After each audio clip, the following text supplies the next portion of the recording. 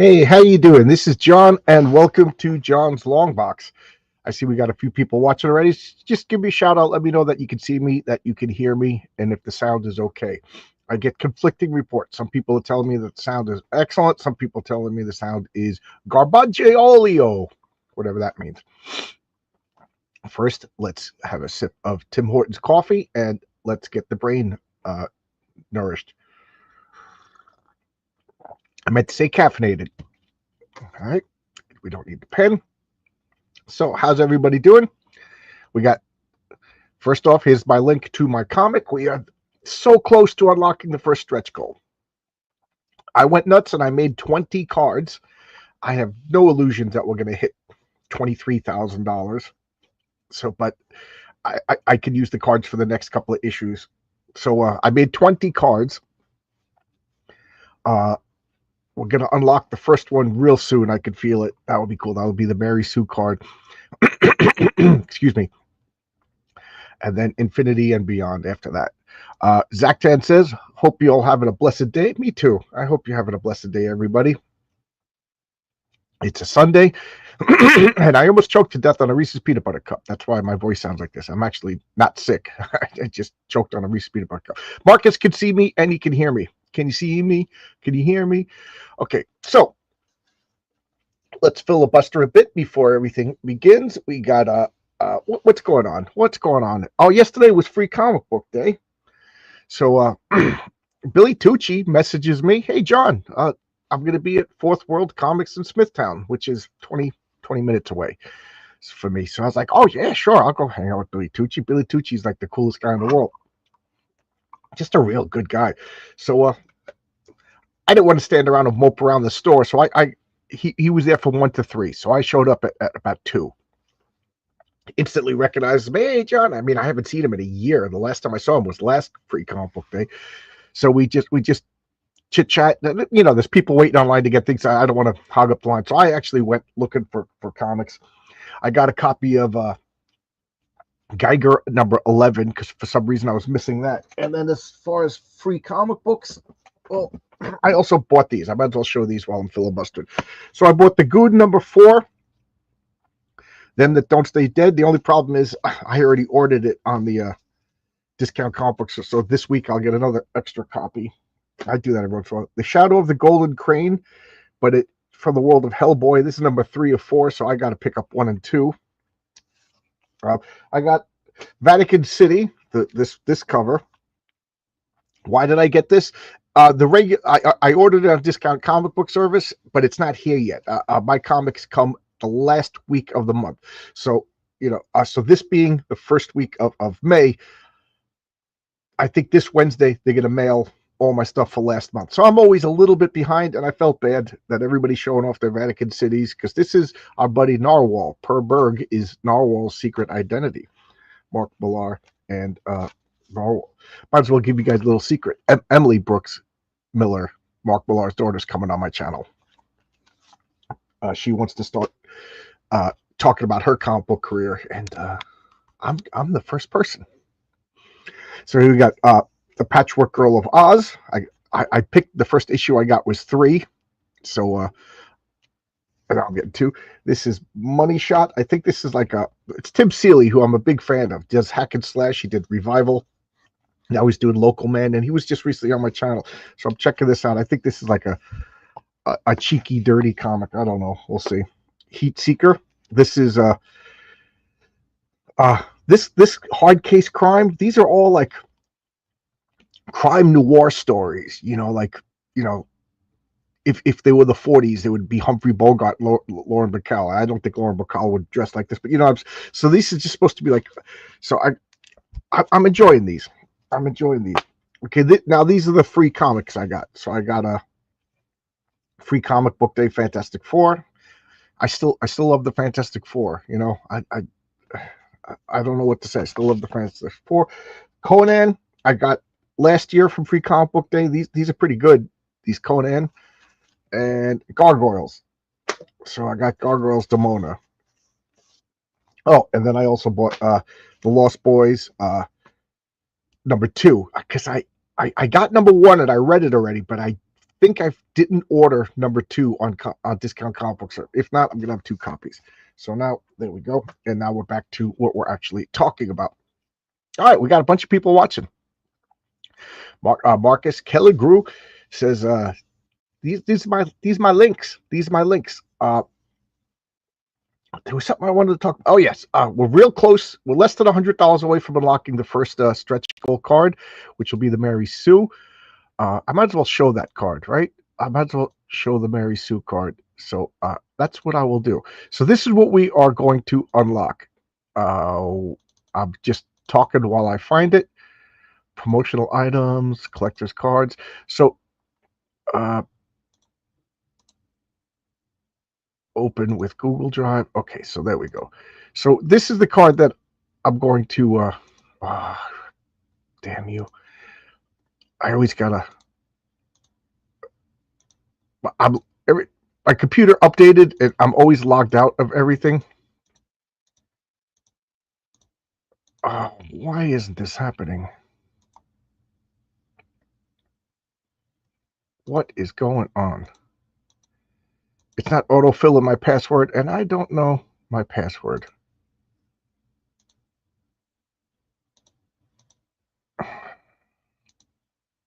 Damn you.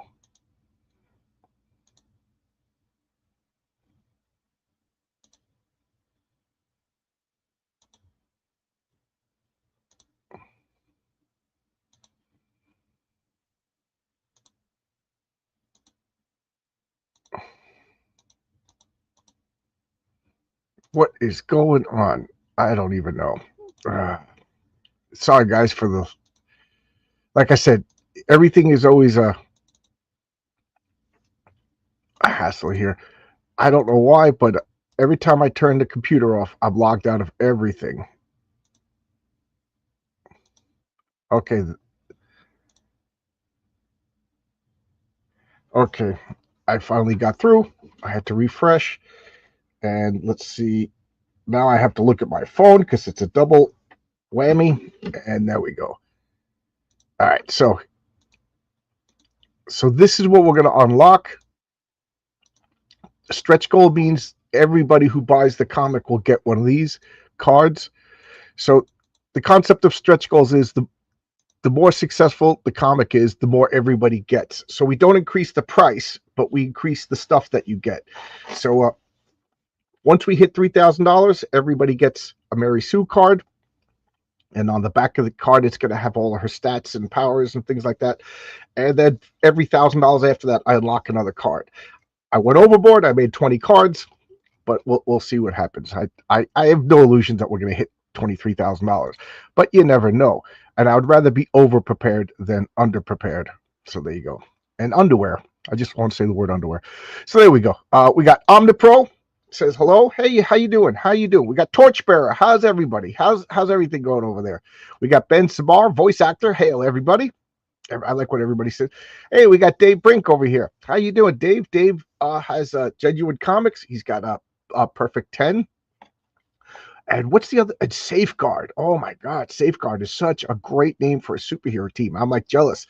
I got jealous a few times of other creators' names. Excuse me. Safeguard was one of them. Dave Brink had a couple other names that I really, really liked. But the funny thing is, I showed him that I had a character named Perfect 10 in my role-playing game, and I even showed him pictures of the sheets and the piece of, the character sheets, and it was even yellowed because this sheet is probably like 18 years old. And it was funny because it was a female android, and his character is like a female, for lack of a better term, android, synthetic human. And the other time I got jealous was with Phil Diaz's character, the People. Oh my God, what a great name. What a great concept for a vigilante. The People. We the people. That is so good. Listening while doing character designs. And good morning, Belmont Press. How you doing? How you doing? I was astonished when I found out you had a go-getter too. Yeah, fortunately, our go-getters are completely different. My go-getter is a speedster, and your go-getter is like a brute powerhouse. And then we both have the sleeper agent. Yours is called Dreamer, the sleeper agent. Mine is just called Jack Carter, the sleeper agent. And I named him Jack Carter because he's inspired by uh, by John Carter, Warlord of Mars. Like to to me, John Carter. If you read the book, he went into this cave and was exposed to a gas, and you could argue that it was a dream, And then Randolph Carter from H.P. Lovecraft. So in my world, there's a direct line between all the Carters. So there you go. And we had another character that had a similar that shared the same name. Now I can't. I know there's another one. My military team is called Trigger Guard. That's pretty interesting. That's a good name, Trigger Guard. That's a good one. I never thought of that one. So no one could steal my name. Yeah, I won't steal it. I have no. Most characters that I'm going to use in my stories, I've made up years ago. And the proof is you can go to my website, www.villainsvigilantesforum.com, and just read through all of the posts, and you'll see all the character names. There's a few character names that are brand new that aren't in my game yet. And here is one. I don't know. This looks pretty huge. Let's see if I could show this. But this, I'm excited. There is the Printer's Devil. That is his logo. Stippling Vaughn is going to be working on a Printer's Devil story. This is a character. I got to be honest. I had this name in my head for years. I forget where I was when we were talking about I forget even where I read, but I read someplace that, old like Benjamin Franklin was a printer's devil, meaning an apprentice printer, and I think the last time I heard the name brought up was in Silence Dogood. He mentioned that he's a printer's devil, and there's a restaurant out in the Hamptons that I was in 1991 called the Printer's Devil, and they called it that because it was an old print shop, in the Revolutionary War days. The building is that old, and then they turned it to a restaurant, but they kept a lot of the equipment around. And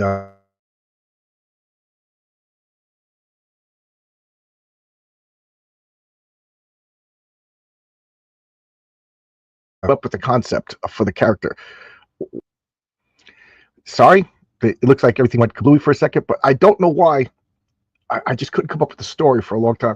And then Stippling Vaughn reached out and said, yeah, I'd like to work with you, and I was just like, you would be perfect for this.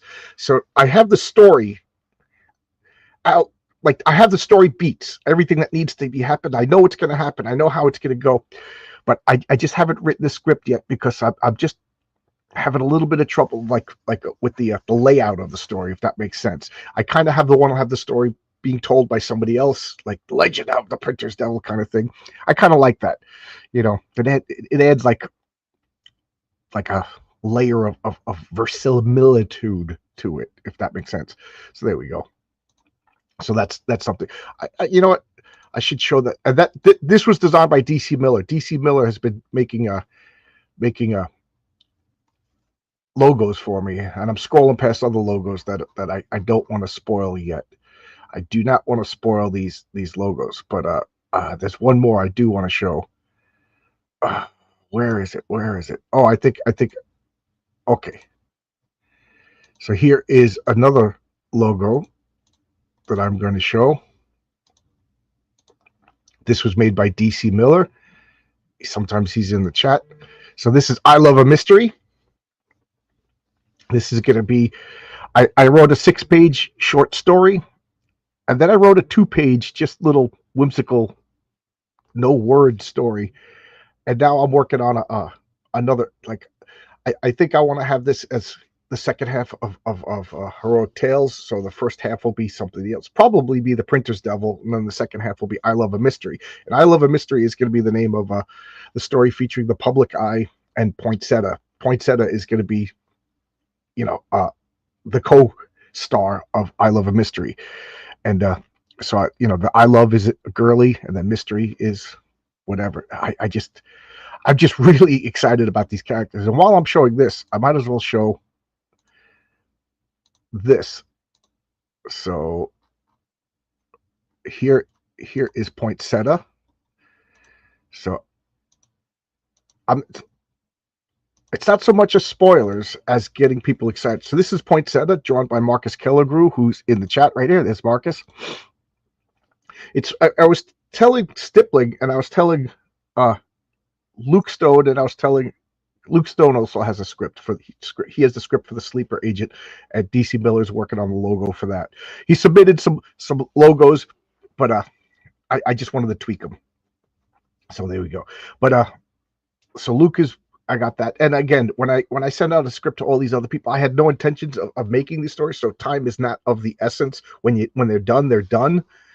And I got to know how to fit them in the schedule. I'm so excited though. Things are happening. And oh, I forgot this. Last night, Tonic Mole and I had a long conversation. I message the way I operate is just Fridays. I send out messages to everybody that I'm working with. Just, hey, how's it going? You know, I don't want to be a pest. I don't want to be, I don't want to put pressure on anybody. And to be honest, I really don't want to get 6 pages in 1 week. That's because that's a lot of money I got to lay it, because I try to pay after every page I pay. Every page I pay. So I'm kind of pacing everything. So so Tonic Ball, I'm kind of happy that he's been focusing on his stuff. But he's got like 3 or 4 comics that he's finishing up and shipping. So he just messaged me out of the blue and says, you know, I got character designs. I'm ready to go with Eddie is Doomed. So Oscar is finishing up with Aaron Sparrow's Kneel Before Doomface, and Tonic Ball is finishing up. So Eddie is Doomed is going to start chugging along. I'm so excited. So I don't know. Hope Longbox Comics going to have a lot. If anybody's listening, I would like to make a web page, just my own store of like all comics. Like right now, it's fine to be on Fund My Comic because I only have 1 comic. That could be my store because 1 comic. But I'd like to make a page of all my comics. You know, kind of like how Brian Bao has his own page for Wilfred Betts. Anyway, this is Poinsettia. Poinsettia is new to Science City. Public Eye is new to Science City. They both went there for different reasons, but they're the same reason. And they have the first 6 issues is, what do the kids call it? A meet cute. You know, they meet up. They meet. And I Love a Mystery. It's a I was going to call it Love and Other Conspiracies. I just thought that was the greatest title, but then I found out that there's a novel named that. So I Love a Mystery. So there you go. I got to say, what started this whole conversation is I kind of have an idea for a story and the idea, like when I thought of the Patriarch, the idea in my head was drawn by Renzo. Nobody else could have drawn that. And the same with Mary Sue. Nobody else could have drawn that because that's just the image in my head. I would have been dissatisfied. But when I came up with the Public Eye, I might as well show the Public Eye. It was drawn by Marcus Kellegrew, aping Steve Ditko. So I reached out to him and I told him, and he nailed it out of the park. I mean, just check this out. This is so cool. Check this out. Okay, I got scared for a second. I thought something happened. So that's the Public Eye. That's the Public Eye. It's an homage if you love it. It's a ripoff if you're being disrespectful. But the Public Eye is an homage to The Question. He's an homage to therefore then Rorschach, because the Rorschach was The Question also, and Mr. A. And he's got problems. He's got problems, and he wears a mask with an eyeball on it, and he's the Public Eye. So he's researching and doing detective work, but he reveals all the information to the public. He's not a private eye. A private eye just works for one person. He's working for the people. So he's a street level detective vigilante guy, and he can see the pattern. He can see he has left Plato's cave. And that's his goal, is to break other people are shackled in Plato's cave, seeing the shadows. And he has left the cave, and he wants to guide other people. You know, when I start thinking about him, I start talking weird. And my wife's like, I don't like when you do that character. So there's the public eye. Marcus knows his pretty his. I wanted Marcus to know his backstory and point out his backstory so he could draw them, and do facial expressions and everything. So, Marcus is doing a Steve Ditko homage with it. It's just so good. It's just so good. I'm so happy. Oh, Stippling is here. Is he? Did I see his name? Oh, people saying hello to him. Crenshaw. Crenshaw is the patriarch, ladies and gentlemen. I got to show this, but I just realized it's on my phone. It's not on Twitter. So I will send it to Twitter. Marcus, I'm just sending you a picture just so I could put it on Twitter. You don't need to respond to it. There we go. Yeah. So now that Crenshaw's here, I will show this. Sorry, guys. Now I'm excited. Just spoiling. You can tell the coffee's kicking in. So now that Crenshaw is here, we will show this. Come on. There is the cosplay cover. That'll be, so one side will be the Martina Marcotta as Mary Sue, and the other side is Crenshaw as the patriarch. Luke Stone drew all that background and everything like that. That is so freaking cool. So that is the cosplay cover. That's a lot of fun. What do we got? Oh, Justin Belmont. He's got pencils down. Justin, what are you up to on that? What are you up to on that comic? Doing really good. You're banging it out of the park. Good for you. Your computer hates me. Yep. Well, it's just I'm not a boomer. I just play one on TV. We got this. Looks good. How does the printer's devil look? The character itself? Oh, Stippling is here. Good to see you, Stippling. I'm working. That's as soon as I'm done with this, I'm gonna make a sausage and egg hero, and then once I devour that like a disgusting slob with some more delicious coffee, I will be reworking. Like I said, I got the story down. I know what's gonna happen. I know how it's gonna progress. I got all the beats. I just don't know if I just want to tell it flat out straight or tell it from another person telling another person, the legend. I kind of like the idea of another person telling stories, so it's an unreliable narrator, things like that. I don't know. But how does he look? Well, it's Revolutionary War America. He's a printer. He's a printer's devils. What they did was they filled all the ink in all of these Gutenberg presses and everything like that. So they were called printer's devils because they were always had a dirty look. They were always covered in ink. So he's got a lot of blacks. And I like the idea of red and black. So he's going to have a red tricorn hat, a Robin Domino mask, and a red cloak. And then everything else is black and inky, black smudges on his hands and everything like that. That's pretty much it. Zach Tan says, neat. I like what everybody. I'm on Baby Dude. Oh, Baby Emma. Baby Emma's so cute. Baby Emma's so cute. There you go. Baby Duty. And double entendre, right? Baby Duty's doing duty, right? Okay, so let's begin. I've been talking for 24 minutes, but I always like to filibuster, give everybody all the. Is there anything other news that I could tell?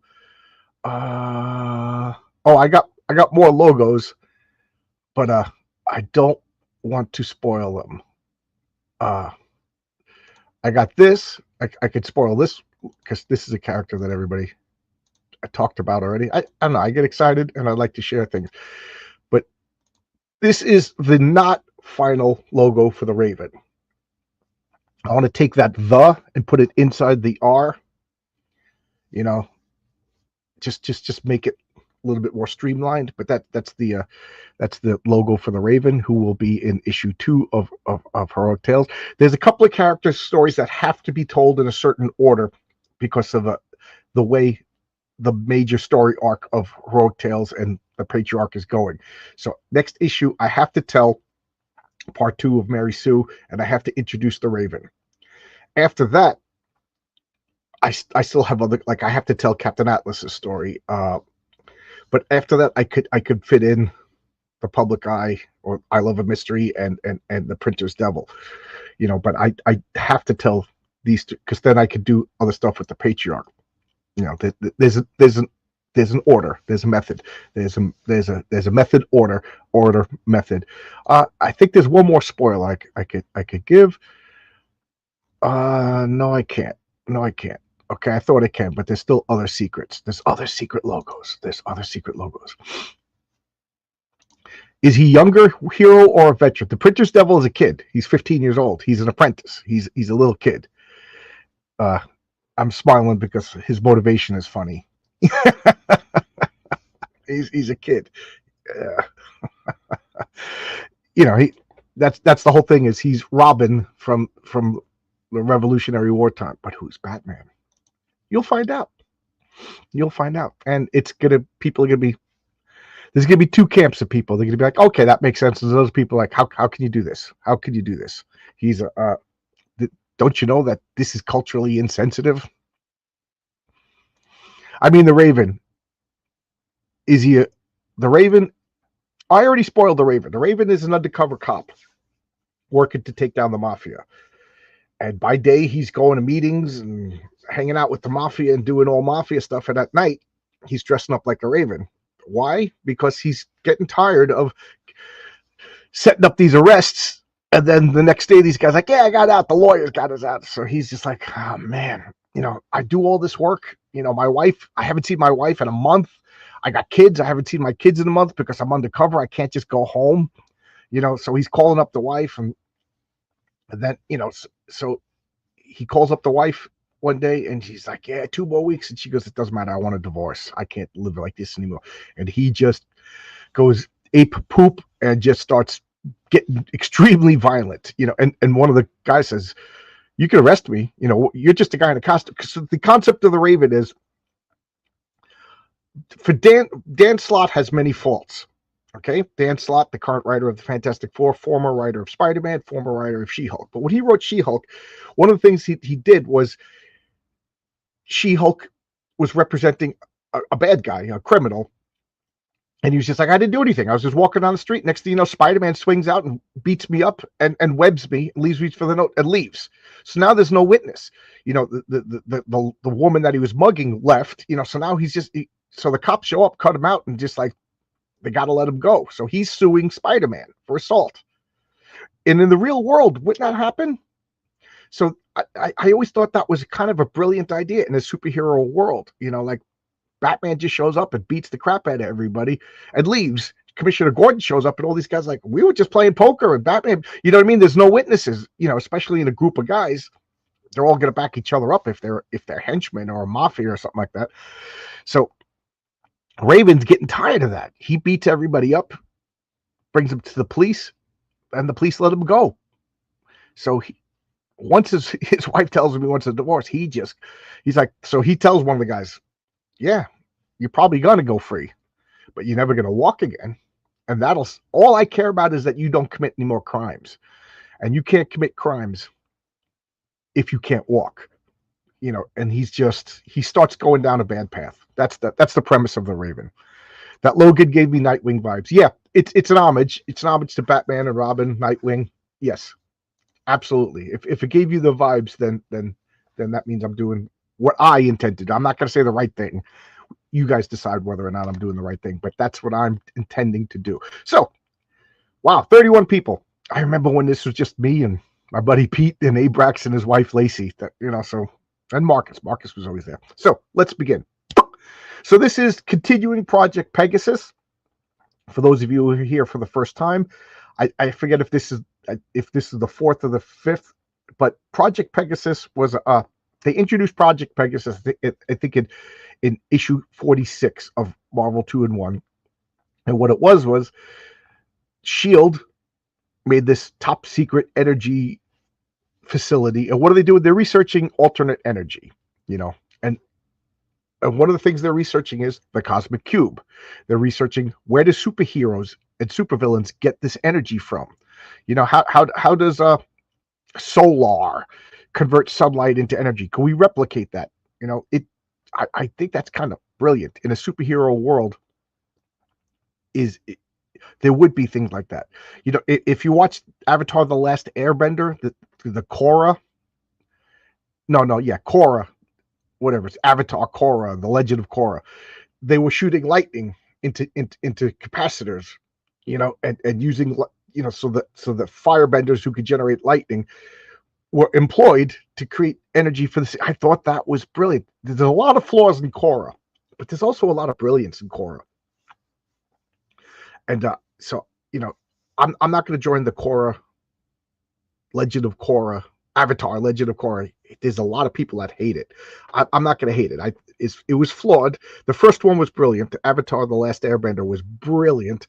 Korra was flawed, but the good stuff to me far outweighs the bad stuff. But anyway, so I think that's something kind of brilliant that the government is using alternate energy sources in super beings. So one of them is the cosmic cube, and here we got Nuclear and everything like that. So they introduced it, and then they didn't abandon it. They introduced it and left, and now they came back. This is a good idea for a story. So we got this beautiful George Perez, Joe Sinnott cover.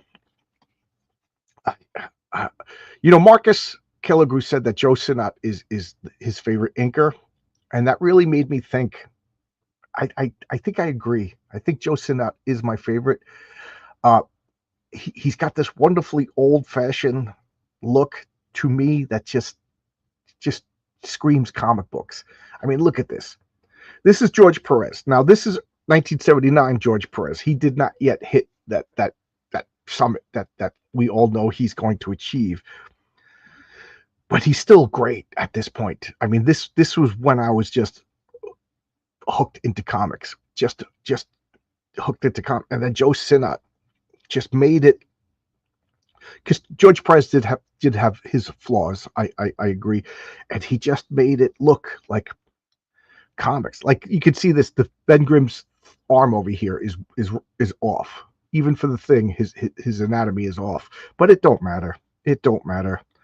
And then I love this primitive coloring. So you got Nucleon over here, who looks like a negative image. He's irradiated. He's radiating radiation energy, and then the way they color him, this color scheme makes him look like a negative, a film negative. And then he's the source of light. And look at this. We got purple, we got pink, we got orange. Why? Who cares? That's why. Who cares? Because everything else would distract from this negative image. Again, and I don't mean to be mean, but like Kyle Ritter would color every little square, and while technically it's an immense effort, to me that is just too much. Like I keep saying in Amadeus, remember when the king goes, too many notes, there's only so many notes, and there's only so many details before it becomes a mirage. So I just love this. George Perez meticulously drew all of these details. Joe Sinnott inked all of these details, and then they just colored it with what's the term they use today when you got pink and purple? Bisexual lighting. So this is bisexual lighting before there was bisexual lighting, a term that I've always hated. So, corporal punishment is legitimate if disparaged nowadays. The problem with corporal punishment is, what if the person dispensing it is flawed? Like, it works for the Punisher because the Punisher is a wish fulfillment character, but like, what if the Punisher makes a mistake and he kills an innocent person? You know what I mean? So that's the problem. That, like, we'll accept it in Batman. Batman can beat the crap out of everybody. Batman's flawless. Batman is a Mary Sue as far as I'm concerned. Superman is a Mary Sue. Captain Kirk is a Mary Sue. I don't think a Mary Sue is necessarily a bad thing. Doc Savage is a Mary Sue, but you know what I mean. A corporal punishment Mary Sue, there you go. But the Raven is not perfect. You know what I mean. The Raven's got problems, so that's what I want to explore. That's I know I'm promising a lot. I hope I deliver. Hey, we got Pops. We got Pops in the house. How you doing, Pops? Sip of coffee to my buddy Pops. The truth is, I would have drank that coffee for anybody. I love this George Perez more in some ways. Yeah, isn't it charming? To me, this is just comic books. If comic book art never progressed beyond this, I'd be fine. I would absolutely be fine. Stippling Vaughn says some creators can be called the GOAT, but Perez is a god. Yes, I if you've watched my channel for more than a week or two, you know that I talk about John Byrne, George Perez, John Byrne, George Perez, John Byrne, George Perez. To me, they are the rotating atom of greatness. You know what I mean? Right now, George Perez is my favorite because I'm looking at George Perez. You know, tomorrow, John Byrne's my favorite because I'm looking at John. That's how close they are. John Byrne edges out because he's a fabulous writer. You know what I mean? John Byrne is also great at design. George Perez's designs are a little, you know, we remember the good ones, but man, did George Perez have some bad designs. Collateral Damage. What's collateral? Oh, you working today? I thought you were retired, Pops. I agree with your love of old school coloring. The point of a good composition is to lead the eye, not oodling about with endless detail. Old Dirty Fatty's got my back. Old Dirty Fatty. Yeah. Does it make sense that everything is purple? No. Absolutely not. Totally doesn't make sense. But does it make sense to have a giant guy and a rock monster fighting a nuclear-powered R-word? John has jokes today. I always got jokes. I'm hysterical. I'm the funniest person right here in my basement. So here we go. The Thing and Giant Man. So we got Gruenwald, Mark Gruenwald, and Ralph Macchio writers. Byrne and Sinnott. So I guess Byrne is now my favorite comic book artist. Why? Because I'm looking at John Byrne. So John Byrne and Joe Sinnott. Oh my God, you're going to see why I love this. George Costanza is the letterer. No, what's his name? John Costanza. Bob Sharon, colorist. Roger Stern, editor. Shooter. I just love that. Shooter McGavin. Jim Shooter is the editor-in-chief. So part 3, Project Pegasus, Giants in the Earth. And again, I already told you this was 1979. So how old were you? Retirement is for people who have everything they want. Pops, that actually makes me sad. I hope everything's good for you, buddy. John Byrne is a rare talent. He was highly skilled at writing, drawing, and designs. Yes. That's no disrespect to George, but that's why, if gun to my head, I got to pick John Byrne. So here we got The Thing. Last issue, Ben Grimm was shot in the arm by Deathlock, the Demolisher, and Deathlock had this super focused high energy laser that pierced even Ben Grimm's skin, and he was bleeding to the point he was bleeding out and needed medical attention. So I love the fact that they're continuing that. This is the next day. This might even be that night. You know what I mean? So that's how quick this is. Excuse me. We got Quasar over here looking wonky. This is just a rare. So I'm thinking this was like penciled, you know, like or layout by Byrne and ink by Joe Sinnott, because right over here I could see a lot of Byrne influences, but over here I see a lot of Sinnott. So I'm thinking, I don't know, at least this page was rushed. And again, look at the background. Who cares? It's black. We got this white floor, big old table, and they're playing poker. I don't know. I get a kick out of seeing. Excuse me. I get a kick out of seeing the Ben Grimm and his poker buddies. You know, it's just like, I just love it. We got this woman playing over here, and this unfortunate shadow makes it look like it's Dolly Parton at the table. And we got, that's Bill Foster. Bill Foster was played by the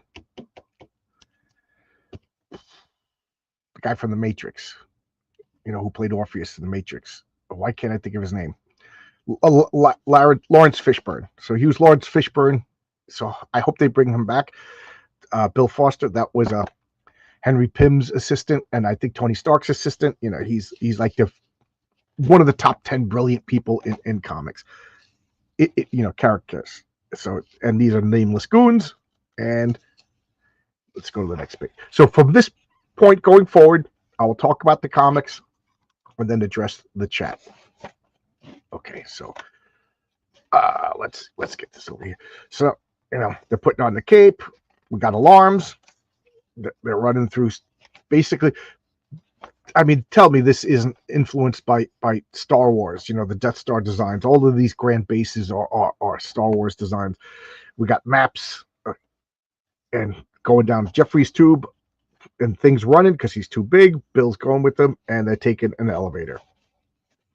What's going on? What's going on? So now they're in this bizarre elevator, you know, that only exists in Actually, it's a freight elevator. You know, a big pad that I use these every day at work. You know, to go down, like a truck will pull into a building. We'll take pallets off. We'll go into a big freight elevator, and it'll go down. But the thing is, the walls are exposed. So if you're leaning against the wall, you're gonna get scraped. You know, and the front just sometimes the front just shuts. You know, the front shuts, but that front stays there. And inside, it's just a pad that going down because it's freight. You know, it's not a passenger elevator. And then we'll get down there and another door opens. So this is actually more realistic now that I'm thinking about it. I do it every day. And now a close up of Ben's face. And what's going on here? The elevator's stopping because this hideous freak, Nucleo, is grabbing. What's going on? What's going on? So now, what are you doing? I got another brilliant observation. The ceiling, it ain't opening like it's supposed to be. So now they're going up. And as they go up, you see how this closes? It's jammed, so it's not. So they're gonna get crusticated. They're gonna get smusharoonied up against the roof. So Ben is using his prodigious strength to stop it. So what is Nucleo, for whatever reason, is pushing it up. And who is Nucleo? Glad you asked. You got an hour. Bob Frank, the Wizard, and Madeline Joyce, Miss America, did the lovey-doveys, and they had a baby. Now, because of, I think Bob Frank was bitten by a radioactive mongoose. I'm not even joking. And Miss America, I forget how she like inhaled like uranium vapors or something like that. And their radiation caused a deformed child. So they had a baby, and it was Nucleo. Bob, but because of the radiation sickness in the body, she was dying. And they went to all the doctors. Nobody could help them. So they ended up going to Jason Wingard, who is the high evolutionary. So they went to, imagination stand in the Balkans area. And Wundagore Mountain, Jason Wingard facilitated the birth. Poor Madeline Joyce died, and the baby was hideously deformed and glowing. Bob Frank took, in the grief of losing his wife and seeing this hard kid, just ran away. So he's a abandoned father. Now, at the same time, Magda, who was the I don't know if it was the wife or the girlfriend or whatever, but the mother of Wanda and Pedro, the Scarlet Witch, and Quicksilver, was also there giving birth, but Magneto was not present. Magneto, the father. So now Magda also died in childbirth. Man, Wundagore Mountain. Don't go to Wundagore Mountain. If you're pregnant, stay the F off Wundagore Mountain, because you're gonna die. Okay, let's be. So, which begs the question: Did the High Evolutionary kill them? That's something to explore. So now there's 3 babies, no daddies, 2 dead mommies. So Nucleo is too dangerous to release into the wild. They pretty much put him in a radiation pen. That's Nucleo. Wanda and Pedro, seemingly normal. Got no time to take care of babies. I got animal mutating to do over there on Wundagore Mountain. So he gives the babies to Django Maximoff, a gypsy. Bob Frank comes back. Where's my babies? Bova is like, I gave them to gypsies. She doesn't even want them to deal with Nucleo. So he thinks his kids are Wanda and Pedro. For a little while, he's like, I'm a deadbeat dad who ran away. Now I'm back, So their relationship was estranged. Bob Frank, the Wizard, was rightfully ashamed of his actions. They had no love, but then it turned out he's not the father. It's Magneto, and blah, blah, blah, blah, blah. So anyway, Nucleo is this hideously deformed, nuclear-powered mutant who never made it into the X-Men, but he was one of Marvel's first mutants. So there you go. How's that for complex? And I love all that stuff. I love all that continuity. I loved when they were releasing all this information. I love the slow drip of information. That's what I love in comic books.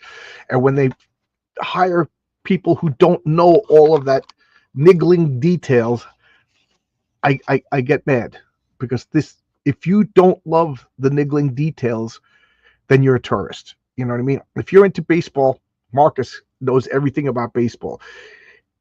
I don't. If I was to talk baseball, I'm a casual. You know what I mean? But ask any baseball guy. They love the stats. They love talking about the history of the baseball, the rule changes. They love that. Those are baseball fans. I love talking about all of these little stories in Marvel. You know, I once drew a family tree from the Grim Reaper all the way to the Inhumans, you know, how they were related by marriage and brothers.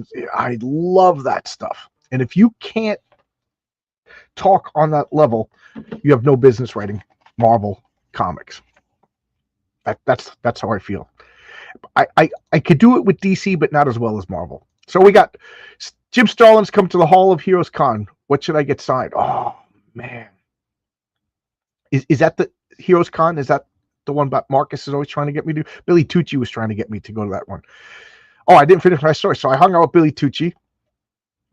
Free Comic Books Day. Afterwards, me, him, and his wife, we went to a bar, and I had the most glorious hamburger, Montreal burger, they called it. It was a burger, medium rare, with cheddar cheese, horseradish. Oh, my God, it was so good. Billy just had a couple of beers because they're going to a wedding, but his wife, Debbie, had some sort of salad. I forget what it was, a tuna salad, or salmon salad. And we just talked. What did we talk? We talked guns and politics. We didn't even talk comic books. It was fun talking guns and politics. Billy is so freaking cool. So freaking cool. You know, I have the Andy Smith, Starlin, Thanos, Harker. There you go. Get that signed. She got the Vapors, Battling Joy. Yeah, a pattern. Yep. I'm off to church. Okay. Have a good one. No, Hall of Heroes Cons is in Elkhart, Indiana. Oh, okay. Okay. I thought it was Heroes Con. Okay. So let's turn the page. We got the Freeze Pop. We got a giant sailplane. Whoppers. And 100-piece toy sold. Did anybody ever get this? Did anybody ever buy this? I'm just curious. What did you get? I was always curious to get it, because there was one that was Roman soldiers. Right. So now we got Ben Grimm. He can't use his hand. He can't use his arm, rather, because, well, he can't use his hand, but he can't use his arm because of the damage done by Deathlock. And I love when the damage goes to the next issue. Now, that's something I want to address in my comics. Issue 2 of Heroic Tales is 48 hours after the last comic. You know, he was kind of beat up, but he was more tired than damaged. You know, so it's not like he's going to be in a sling or anything like that. But the Patriarch, I'm talking about my comic. But you know, he's tired and he wants to take the day off from. And one thing I failed. I failed a few things in the first issue. One is I left off the Unheroic Tales logo that I had made up for the suit story. I'm so mad about that. That I'll fix in second printing. There's a couple of typos that I need to fix. I spelt my buddy Jimmy Griffin's name wrong, which I need to fix. And then I didn't address the fact a few people picked it up, but he was coming home in issue 1 of Heroic Tales. The Patriarch was already coming home from a night of fighting. So he was already tired. And then all of the rest of this stuff happened. Few people picked up on that.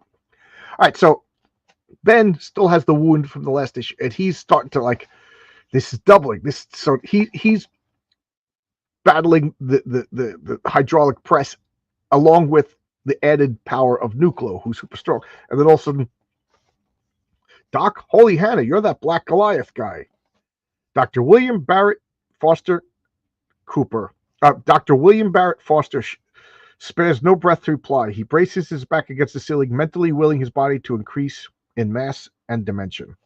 So he was originally Black Goliath, and first met in issue 24. I don't know if that's his first appearance or not, but I love that issue. I love that issue. That's one of my favorite comics of all time. I think it's Herb Trimpe art, and Goliath is or Giant Man is making everything just getting bigger and bigger and bigger. And Nucleo's like, huh? Nucleo's not too smart. And I just love this. The mutant monster child toddles off looking for new diversion. So he wasn't even mean or anything. He was just playing. Just wandering around playing. And if you remember, that sinister scientist, after Deathlock got defeated, the sinister scientist opened up the cage for Nucleo. Why? He also was the one who brought in Deathlock. So that scientist is the troublemaker, bad guy.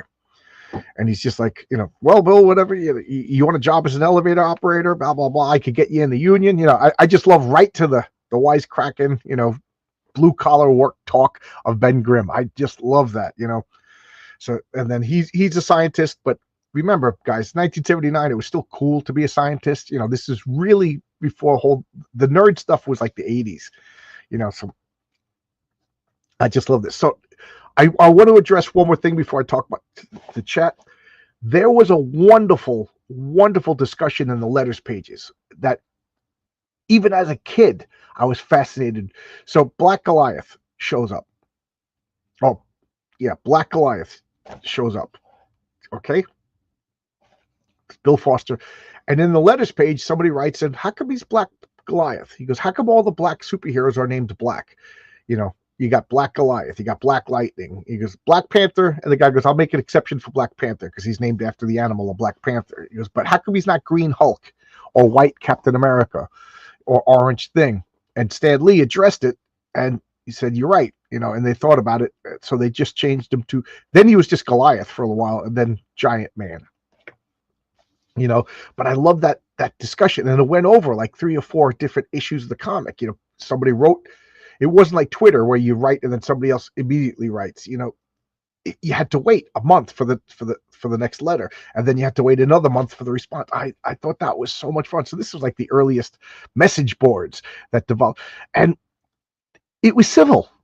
Wow, imagine that, having a racial disagreement in a comic book in a message board, and it was civil and it was well thought out. I love that. So anyway, let's address the comments before I turn the page. Mrs. Stippling loves talking to Billy about hunting. Oh, okay. Oh, okay. Billy Tucci. I thought you meant Bill Foster. Yeah. Billy Tucci lives close to me. Matter of fact, I got to message him today. He asked me specific information, and I have that information for him. I texted him last night, but I don't know if he got it or not. And time is of the essence. Yes, my union is hiring. That's what he wants to know, and he wants to know if so I gave him all the information. So I'm not going to call him now because it's Sunday.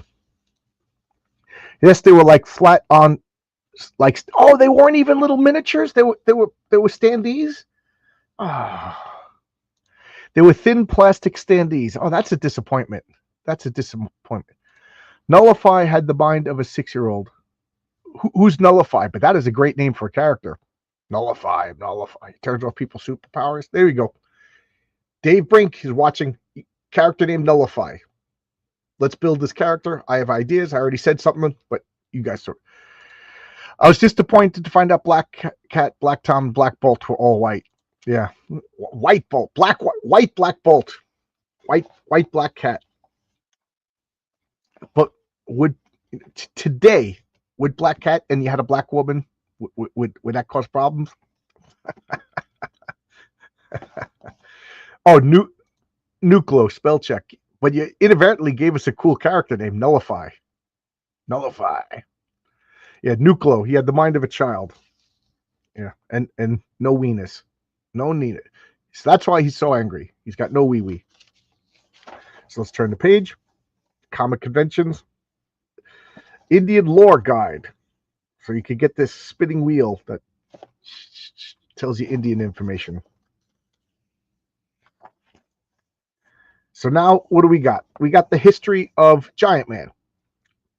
typical Marvel stuff. Jim Shooter, every issue is somebody's first issue, especially these Marvel team ups, because Marvel team up and Marvel 2-in-1, a lot of these people, a lot of the fans just bought it because of the guest star. You know what I mean? Like guys like me just collected the comic because I love the Thing, and I was a crazy person. I got every comic. But some people, Spider-Man's in this issue. I like Spider-Man, so it's Thing and Spider-Man. The Avengers are in it, or something like that, or one of the X-Men, or Wolverine. So I got it because of that. So they have to, more so than ever, treat every issue as if it's the first issue. So here we got Avengers 32, I guess is the first appearance of Bill Foster. Then Power Man, Luke Cage Power Man, Black Power Man. There you go, Black Power Man.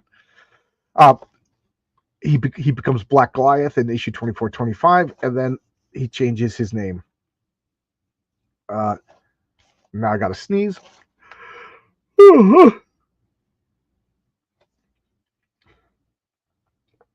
So you got yourself a new costume. Oh, so right now he's still Black Goliath.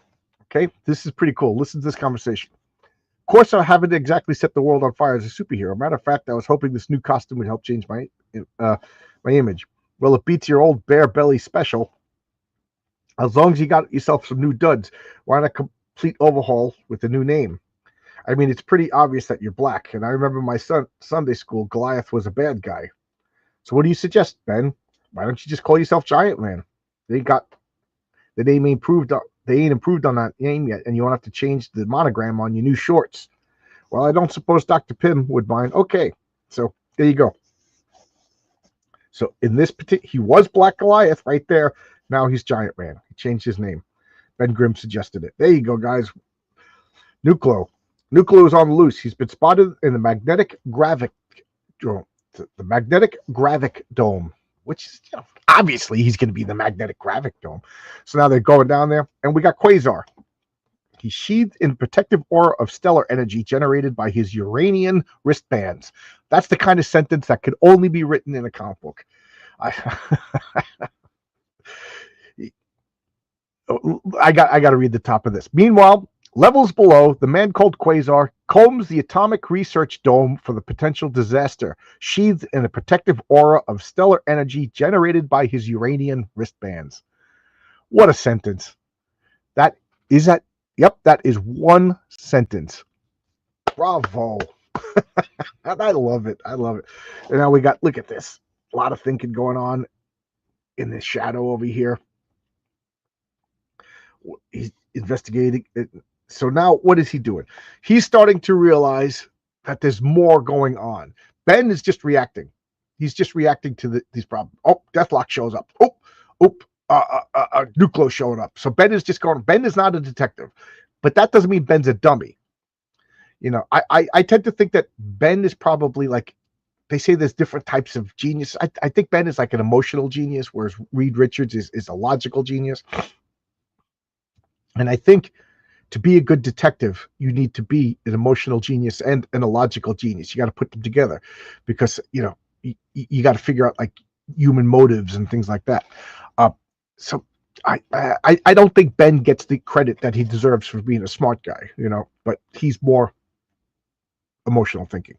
Whereas Quasar over here, I wouldn't put him as Reed Richards level genius, but Quasar's a smart guy, and I wouldn't put him like Ben's level of like emotional thinking. So I think he's got elevated levels of both, but he's not. So he makes a good detective, whereas Batman is the pinnacle of all of that. Quasar, so he's doing proactive detective work. Ben Grimm is doing reactive, not detective work. So he's being the proactive superhero. Ben is doing the reactive superhero. Does that make sense?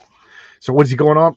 He's fired. I love this. He just fires this blast because he's seeing that the energy magic science machines are being tampered with, and he's fixing them. It's the only way. It's the best way to describe it rather than explaining, what's going on. Just the magic science machines are off. So we got bombastic Marvel books. Hey kids, win a fantastic trip to a faraway place and be on a journey to adventure. There you go. Stay away from the crocodiles. Popped over here to drop to like and share and stream. Thank you. Thank you. We got 50 people watching. Let's take a look. Oh, just as I said that, I lost 3 people. So now we go to this B story. What's this B story going on? Now, forgive my ignorance, but I haven't picked up a new Marvel comic since 2015, like off the stands Marvel comic. Do they still do A stories, B stories, C stories? Because at this point, they were writing comics like soap operas. So the main story, Project Pegasus. The B story is this women's wrestling. So they're in Madison Square Garden, ladies and gentlemen. Titana versus Thundra. So this is a. Is this a different Titana? I'm a little confused. Is this a different Titana than the one we saw in the hanging around with the Absorbing Man in the Secret Wars? So we got this little Mr. Oglethorpe. He's this, like, can you say midget? He's a midget promoter. Look at that. We got Thunder over here next to the midget. I don't know. Red and yellow, and a red and yellow lightning motif. That is just so cool. Normally I don't like names that is end in A, like Panther, Thunder, stuff like that. But it works for Thundra. I don't know why. Maybe because I just like the character. So how long does it take to put the needle in that stuff? So what are they doing? They're fixing the fight. They're drugging everything. We got the close up of the bell, and we got Thundra versus Titana. And I just love this. I don't know if it is done on purpose. It was drawn, but we got Thundra just more massive. Titana is a slip of a woman. Now keep in mind, these are superpowered beings. That's one of my pet peeves. Anytime you have a strong woman, it's woke. No, she's got superpowers. Like Mary Sue should be able to beat a normal person because she's got superpowers. You know what I mean? Like, what if she doesn't use her superpowers? She's gonna get her face smashed in because she's a 95-pound, 5-foot tall Chinese woman. You know what I mean? But using your powers and using them smartly, she could take out a Marine. So this is a super powerful woman, Titana, fighting a super powerful woman, Thundra. So it's equal over there. But Thundra has the advantage. She grew up in a warrior culture. So, will you surrender, sister, or must I use the dreaded Thundra throw? Your silence is my answer. We got Stippling Vaughn saying, I missed the Miss Marvel oatmeal thing. Yeah, Sharon, what was her name? Sharon Ventura, Miss Marvel. Yeah, such, a character that, there's some characters that just would, just down on their luck, just never got a break. She's one of them. So now what do we got here? That girl is strong, but this will cut her down to size. Got time to get this just right so nobody sees. So what does she do? What are you doing? You expect a mere needle to? What's wrong, dearie? Feeling a little woozy? So she injected her with some paralysis numbing medicine drugs. You're slowing down, Red. You've drugged me, but I still got strength to defeat you. Dream on, lady. This match is finished. So the winner, Titana. Oh dear, how shall I explain the unexpected turn of events? To those gentlemen, I proceeded to wager on the outcome. Perhaps a singing telegram from Seattle. So Oglethorpe is betting on his own matches. In his defense, he's betting on his champion to win. But that's why Pete Rose didn't do anything wrong. He was betting on himself to win. He wasn't betting on himself to lose. He wasn't throwing the matches. He was just confident in himself. So now we cut back to Ben Grimm and the Thing, walking around, investigating. So what are they doing? Ben, again, is using his intelligence. They know they're going after Nuclear. And he's like, what are you going to do? You're going to punch Nuclear, and then you're going to burn your hands. So what does he do? Ben grabs steel off the machines and wraps Bill Foster, a giant man's fists, in making basically gauntlets for him. Protect your hands. There's no comments, so I will keep going. Now we got the letters page over here. Bruce Weinbach, David Malkey, and Jeffrey Lodex. These are some interesting names. Oh, Dave Brink. And of course my printer starts making noise. Dave, I got an idea for you. You want secret identities for your superheroes? Steal them from the letters pages. just great names already there. And what are the chances that anybody else has a Jeffrey Loundries or Bruce Wetter mech? Then we got Spider Woman. The Spider Woman is the second sexiest costume of all time. The first being Miss Marvel, the Dave Cockrum black with the lightning bolt. And you know what they do to sexy characters? They turn them into pregnant black women. So we got more Task Force over here. Superhero Mr. Mike Universe Metzner's incredible muscle building heavy duty. There you go. There you go. Look at that mustache. That guy's a He-Man. He's a dreamy. He's Dreamboat. Let's go. The only comment we have is Marcus Kellegrew. I have to say I love this comic. So do I. So do I. So good. So now Ben again used his brains, got the gauntlets going, and now we got Nucleo. And what is he doing? Nucleo, it's me, Henry. What are you doing out of your room? Bad boy, Nucleo, bad boy. Bad? Baby Ruth. Back off, buddy. Let me handle him. No, wait. So, classic superhero blunder. Classic superhero blunder. So, this apparently is the father figure for Nucleo. Nucleo is, I'm bad? I didn't know I was bad. He's just, somebody opened the door and he's just wandering around playing. So, he's got through to him. And now, of course, Bill Foster, eager to prove himself, starts to fight. What's with Foster? He's more anxious to prove himself than Quasar. I told him to keep his distance from Nucleo. What does he do? He tackles the bum. Well, it's his skin. That scientist ought to know what radiation does. I'll hold back to give him a chance to strut his stuff. Maybe it'll make him feel better. What bad advice from Ben. I take it back. He's not a genius. Stop the fight. You got a 15-foot tall superhero beating up basically a child, superpowered child, but a child nonetheless. And they're just machinery all over the place, fighting. Look at that Nucleo. Nucleo is super strong. Bill Foster's just beating the crap out of him. And I love this panel. Boom. And all the internal dialogue is, I got to prove myself. I got defeated this time. I got defeated that time. Blah, blah, blah. This is my victory. This is my victory. This is my victory. He's getting carried away. Nothing personal, but I haven't had a good, clean win in my whole career. If I'm ever going to make the mark on the world, I've got to make it now before it's too late. So he's beating up a powerhouse, a Hulk-level powerhouse, but a child nonetheless. Genuine Comics. I often go through movie credits for inspiration for secret identities. Lists of the names that go on. That's a good idea, too. That's a good idea. Because every time I just sit there and brainstorm, it's like the same 17 names. I use that one already. I go through names of people that I went to school with, and then another, first Andy, whatever. Andy Brink. So we got nice going, High Pockets. Only don't hog all the action. Save all love tap or two for the old blue eyes. In a minute, Ben, this atomic eyesore will learn what it's not nice to wreck government property. Caught me off guard. That'll teach me not to fight and rap at the same time. You should have listened to Mike Barron, right? Mike Barron always says no talking during a fight, right? See, Bill Foster, got to listen to Mike Barron. He's the bloody red Baron for a reason. You were talking during a fight and you got killed. Nucleo ain't talking. Nucleo ain't talking. There you go. See, Mike Barron, you justified over here. So Ben just hits him in the old breadbasket and knocks him, into this. And what is that? That's his containment sphere.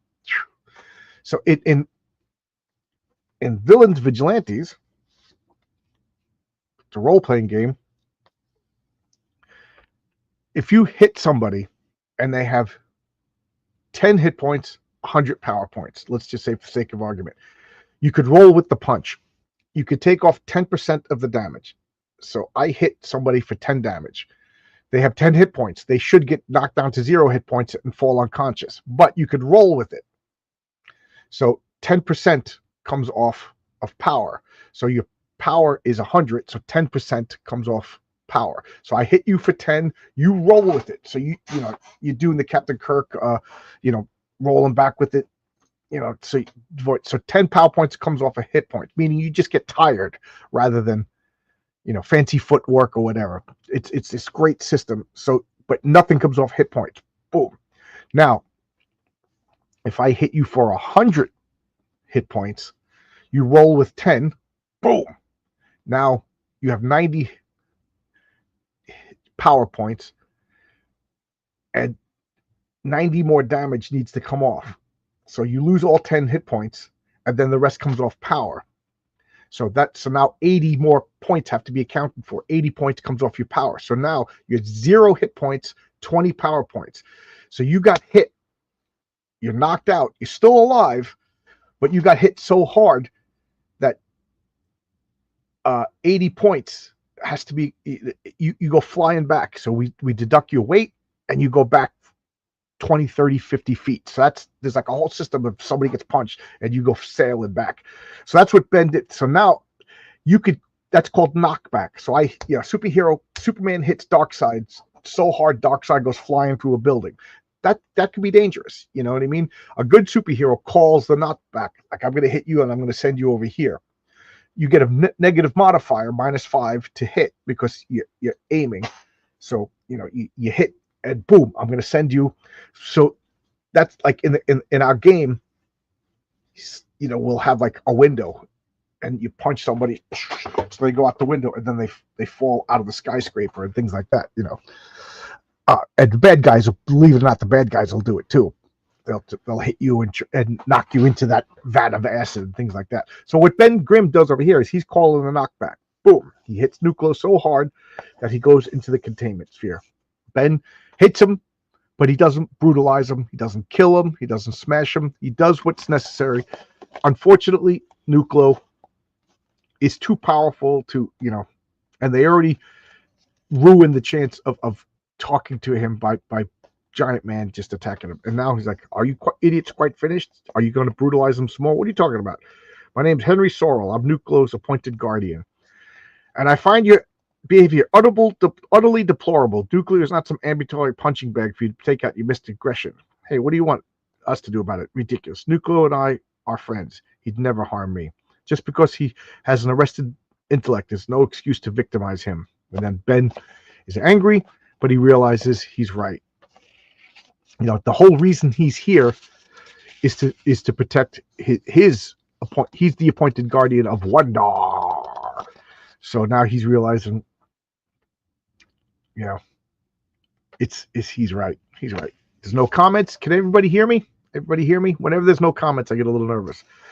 Now we got, introducing Giant Man, and then the comic book event of the decade, Warriors of the Shadow Realm. The wildest, most beautiful comics that you'll ever see.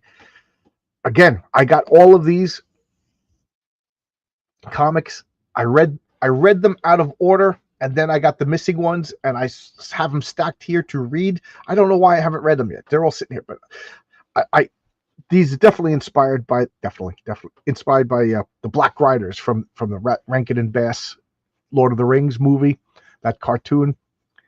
And I remember there was like a debate. Oh, the Warriors of the Shadow Realm is just a ripoff of Lord of the Rings. But I defended Warriors of the Shadow Realm because I didn't know Lord of the Rings at the time. Now I'm a Lord of the Rings freak. And it's funny how I was like the champion of Warriors of the Shadow Realm, having not read it.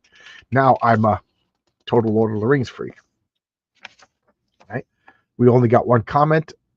Marcus, that guy sounds like an SJW. Does he? I mean, don't beat up the retarded kid.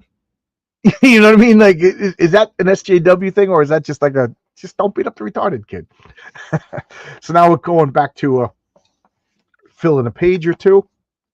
We got Wonder, and there's the sexy doctor who's taking care of him. Actually, no. This is his mother, puts him in a rocket ship, sends him to Earth.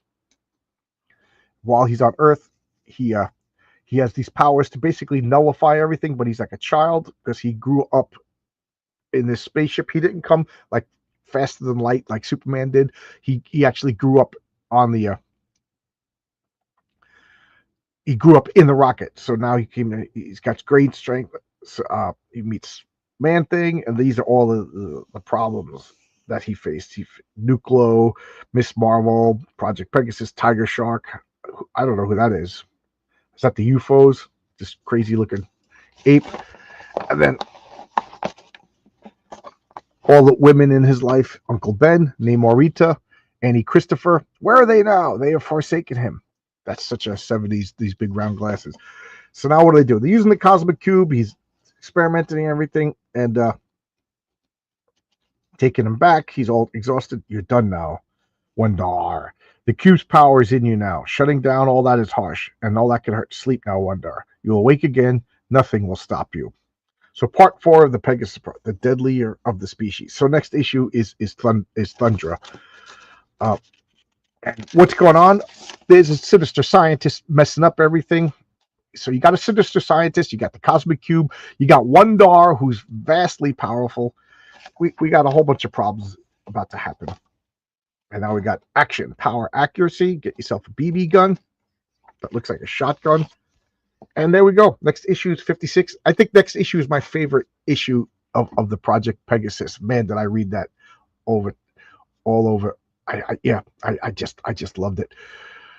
The kid is as strong as the Hulk. Can we talk about Nucleo?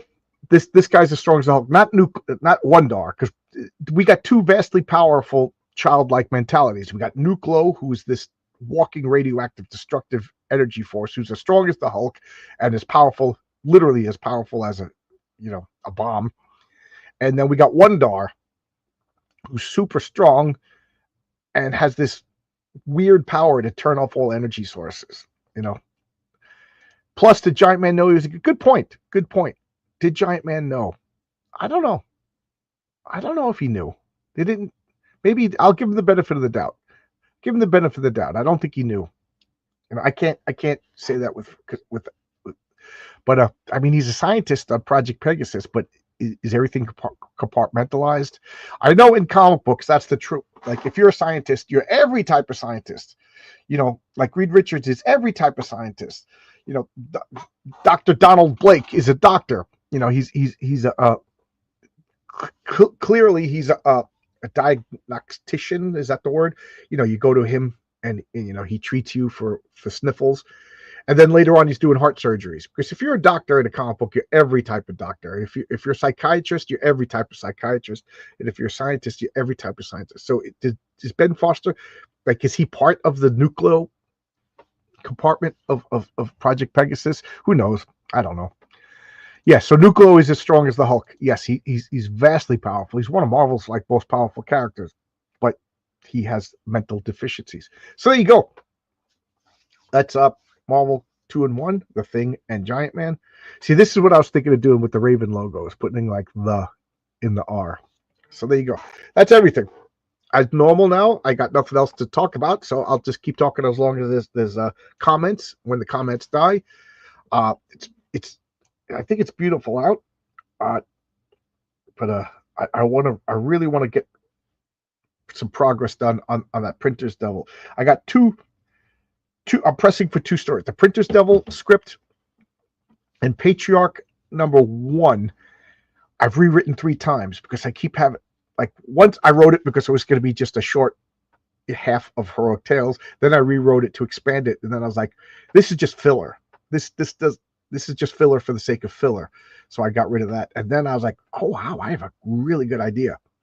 So I rewrote it again. So I'm in the process of that, but I want to get Stippling. I want to get him the script for the Printer's Devil, and then I want to work on rewriting the Patriarch #1. So that's everything that's going on. So what's going on as far as my channel this week? Let's take a look at that. So this Friday at 7, I have John Dexter. He's going to be talking about his campaign for Alpha Dogs. And then 8:30, I'll be on RJ's channel for Comic Book Team Up. I don't know. He didn't tell me what we're doing that. Thursday at 7 p.m. I have Harmony Ginger, who does D&D stuff. So we'll talk about Dungeons and Dragons. Friday at 8:30, it's clobbering time. We're going to be talking about Norse mythology versus Greek mythology, like who would win in a fight, the Greek gods or the Norse gods. I'm so excited for that. 7 p.m. I haven't gotten confirmation yet, but I want to do Art with Oscar again. I really enjoy that. And then at 10 o'clock, it's going to be yellow flash, or 9:30 yellow flash. So that we're not going to be able to talk for 3 hours for it's clobbering time. I got 9:30 yellow flash is going to be on my channel, and then next Sunday, a week from today, is the next issue, which is my favorite issue of the Project Pegasus. I freaking love that. So 52 people are watching. I hate to shut it down. Comment anything anybody wants to say, anything anybody want to talk about before I go. And now I'm just procrastinating because I got to eat my breakfast, and then I gotta do some writing. I can't write if I'm hungry. I get mean. I get mean, man, nasty, mad, mean. And if I write while hungry, Patriarch is gonna get his face melted off. Wonder was a Steve Gerber creation. Yeah, it's weird enough to be a Steve Gerber. I bet. Michael Hart. That's a new name. Good. I like seeing new people. And okay. Anything? Bueller. I filibustered. I got nothing else to say. So I guess that's it. All right. 3, 2, 1. See you, everybody. Bye-bye.